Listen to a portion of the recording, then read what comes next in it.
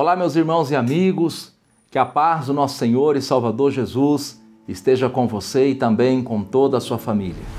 Nesta oportunidade, irei meditar com vocês em Mateus capítulo de número 20, do versículo 1 até o versículo 16, quando o Senhor Jesus conta a parábola daquele homem que saiu assalariando trabalhadores para a sua vinha.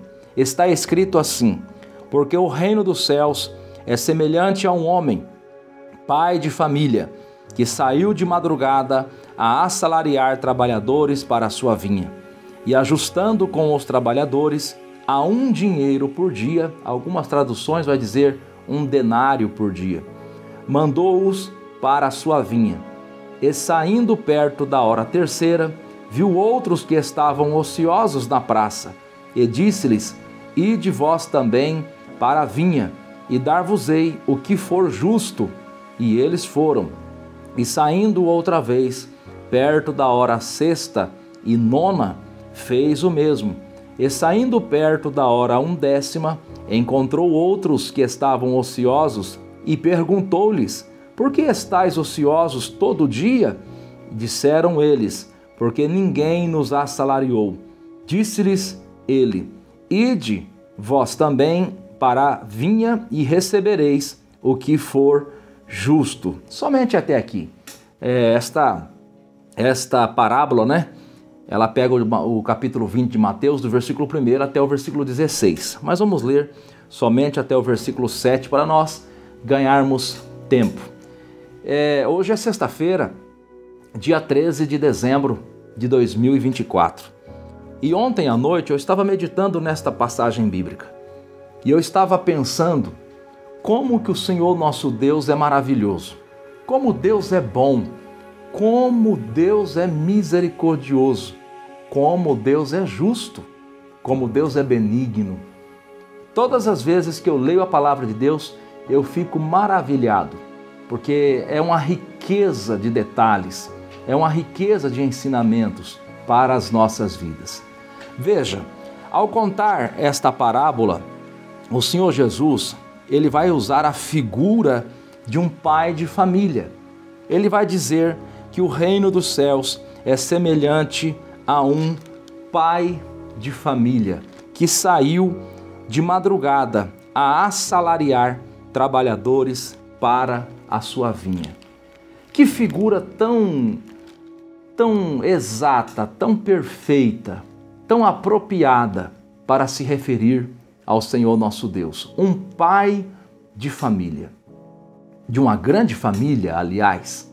São milhares, milhões e milhões de pessoas que ao longo da história da humanidade chegaram-se ao Senhor Deus, foram salvos por Ele, salvos por seu Filho, Jesus Cristo, salvos por sua palavra, pela ação do seu Santo Espírito e tornaram-se filhos de Deus. Então, é sem dúvida uma figura maravilhosa reconhecer em Deus um grande pai de família. Jesus já tinha usado esta figura em Mateus, por exemplo, no capítulo 6, a partir do versículo 9, quando ele ensina a oração do Pai Nosso.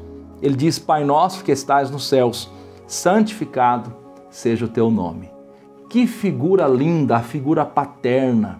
Um pai amoroso, um pai justo, fiel, bondoso, um pai que cuida dos seus filhos, um pai que tem responsabilidade pelos seus filhos, Que figura perfeita!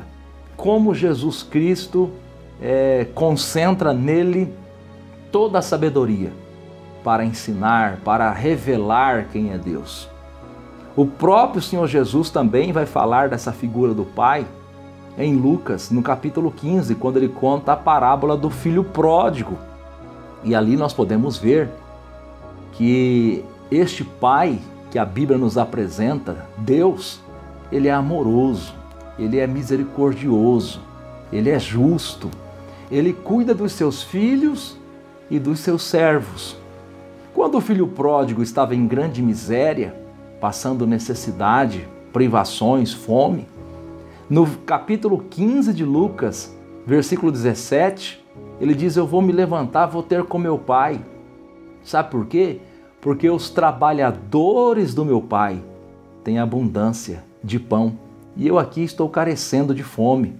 Olha como que Deus é descrito, é revelado. Os trabalhadores do meu pai têm abundância de pão. Esse pai é justo, esse pai é bom, esse pai supre as necessidades de todos os seus filhos e de todos os seus trabalhadores. Querido amigo, vale a pena ser filho de Deus. Vale a pena também ser servo de Deus, trabalhar para Deus.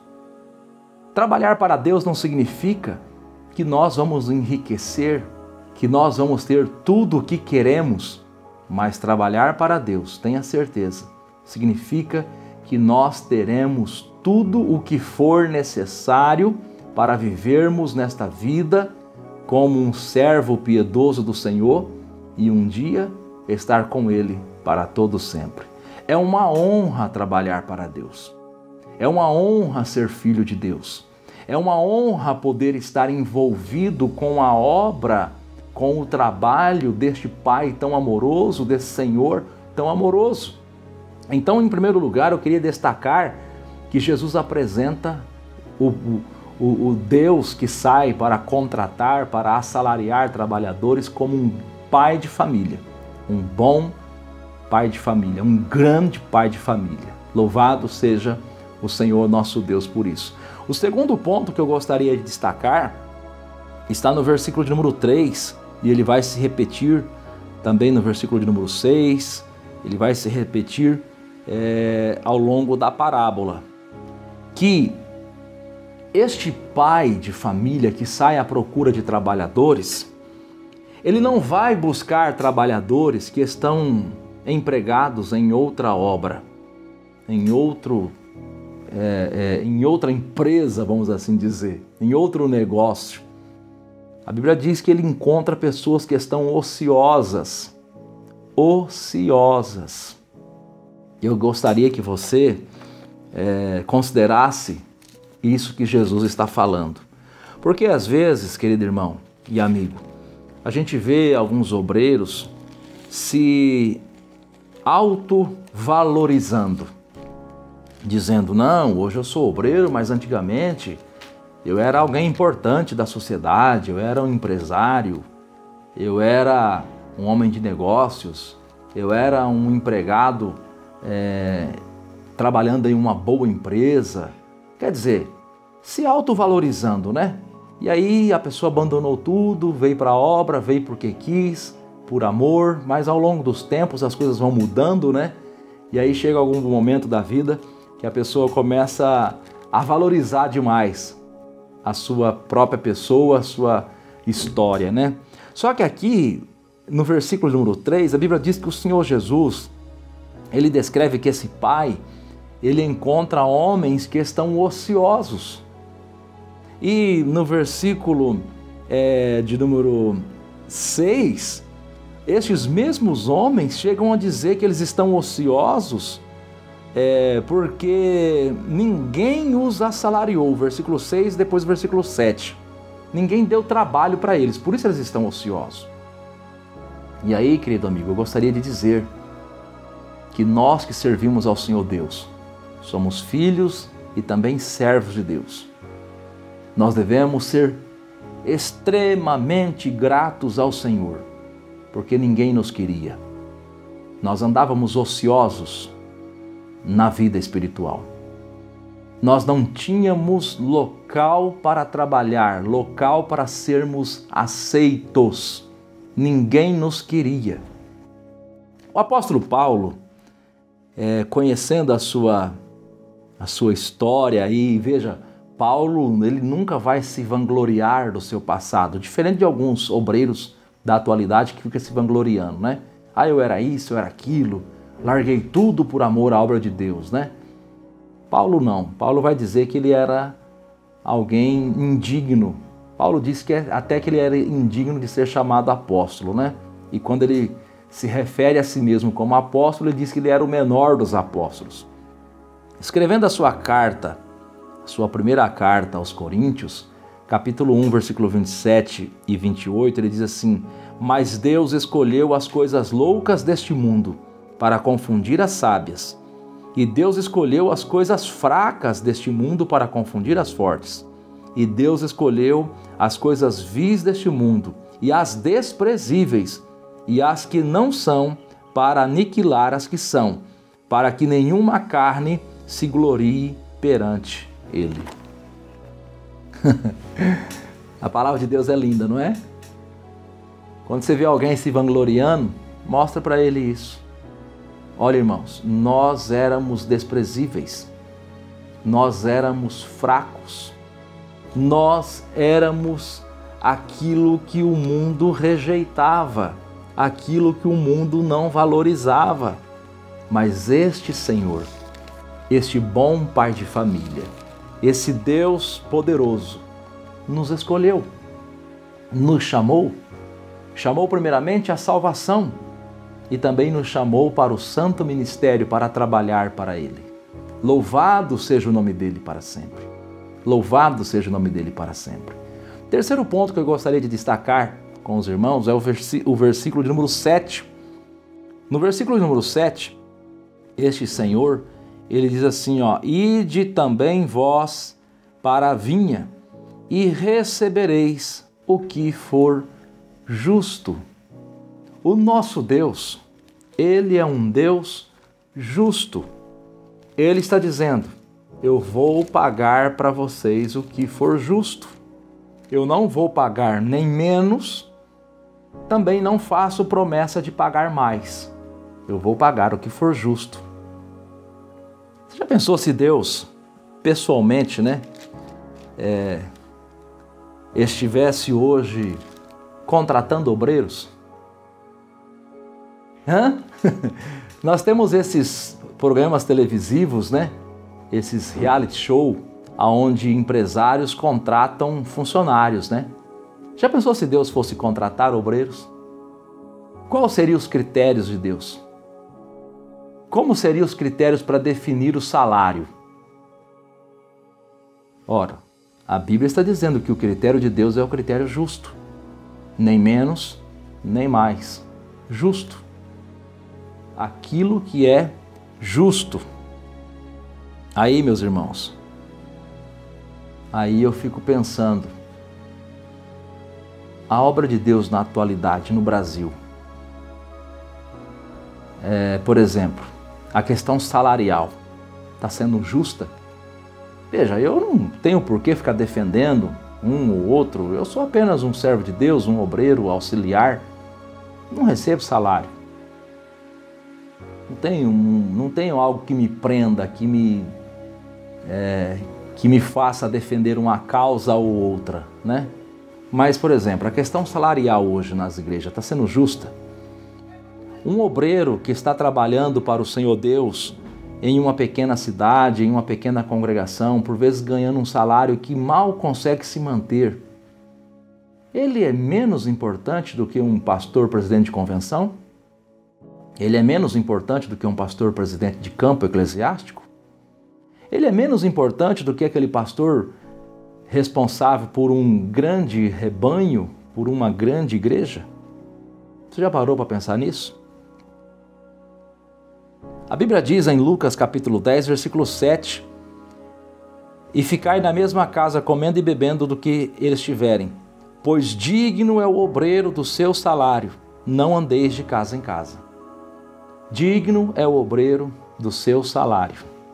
E aqui Jesus diz, no versículo 7 do capítulo 20 de Mateus, que ele paga o que é justo. Quer dizer, o obreiro é digno de salário, ninguém vai trabalhar de graça. Os sacerdotes da antiga aliança recebiam para ministrar. Ninguém vai trabalhar de graça. Todo mundo tem despesa, tem custo, tem filho, tem família. Mas também é necessário ser algo justo.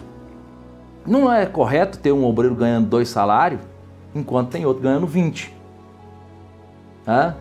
Porque daí a gente está olhando as coisas segundo a ótica do mundo, Aí a gente vai estar agindo conforme o mundo. Como que é os critérios? É por grandeza de congregação? É por grandeza de posição? É comissão? É uma comissão? Dependendo do que a pessoa consegue, ele tem uma porcentagem daquilo? Quais os critérios? Você já parou para pensar nisso? Quais têm sido os critérios? O apóstolo São Paulo, quando ele escreve a sua carta aos Filipenses, no capítulo de número 4, a partir do versículo de número 16, ele vai dizer o seguinte, ele vai dizer, porque também uma e outra vez me mandastes o necessário a Tessalônica. Paulo se contentava com o necessário. Não que procure dádivas, mas procuro o fruto que aumente a vossa conta. Bastante tenho recebido. Paulo não era ganancioso, né? Diz que a sanguessuga tem 2 filhas, né? Adá e Adá. Paulo não era ganancioso, né? Bastante tenho recebido. Você já viu alguém dizer assim, não, para, eu já recebi bastante, não precisa mandar mais não. Você já viu alguém dizer isso? Não precisa aumentar meu salário mais não, tá bom, ixi, tô contente. Bastante tenho recebido, e tenho abundância, cheio estou, depois que recebi de Epafrodito o que da vossa parte me foi enviado, como um cheiro suave e sacrifício agradável e aprazível a Deus. O meu Deus, segundo as suas riquezas, suprirá todas as vossas necessidades, em glória por Jesus Cristo, nosso Senhor. Amém. Então, justo. Voltemos aqui para Mateus capítulo 20, versículo de número 7. Deus promete pagar o que for justo. Deus promete pagar o que for justo. E aquele que recebe deve se preocupar. Se ele tiver condições, ele repartir com quem não tem. Efésios capítulo 4, versículo 28, Paulo diz que a gente deve repartir com aquele que não tem. Não me parece que um missionário, às vezes ganhando um salário e meio, tem as mesmas condições de um que está recebendo 20 salários. Será que aquele que está recebendo 15 salários, 20 salários, 10 salários, não deveria repartir com aquele que não tem? Observe, querido irmão. A parábola continua dizendo que quando foi chegado o momento do pagamento, o Senhor Deus pagou a todos de igual forma. E aí teve uns que reclamou porque eles se sentiam no direito de ganhar mais. Tem pessoa que acha que ele tem o direito de ganhar mais. Teve uns que chegou e reclamou, mas o Senhor igualaste conosco o salário? Nós que suportamos a fadiga e a calma do dia, versículo 12 do capítulo 20 de Mateus. Eles achavam-se no direito de ganhar mais. Não, nós trabalhamos mais. Nós tivemos mais responsabilidade. Nós merecemos ganhar mais. E aí o Senhor Deus o repreendeu. O Senhor Deus fala, toma o que é teu e retira-te. Se eu quero dar ao derradeiro tanto quanto a ti, não é lícito fazer o que eu quiser do que é meu? Olha que parábola maravilhosa. Olha que parábola maravilhosa. Veja, irmão, para Deus não tem diferença se você fez muito ou pouco, se você teve uma grande responsabilidade ou uma responsabilidade menor. Para Deus o que importa é que você fez para Ele com sinceridade de coração. Para Deus não tem diferença Noé, que ganhou apenas a sua família, de Paulo, que ganhou milhares e milhares de pessoas. Não tem diferença. Para Deus não tem diferença. Veja, irmãos, como Deus é bom, como Deus é misericordioso. E aí eu termino, querido amigo, dizendo, você que já aceitou Jesus como seu Senhor e Salvador, você que está trabalhando na obra de Deus, procure fazer o seu melhor. Procure trabalhar com alegria, sabendo que no tempo certo, Deus vai retribuir a cada um pelo seu trabalho. Que Deus continue te abençoando. Que Deus continue guardando a sua vida e a sua família. No nome de Jesus Cristo.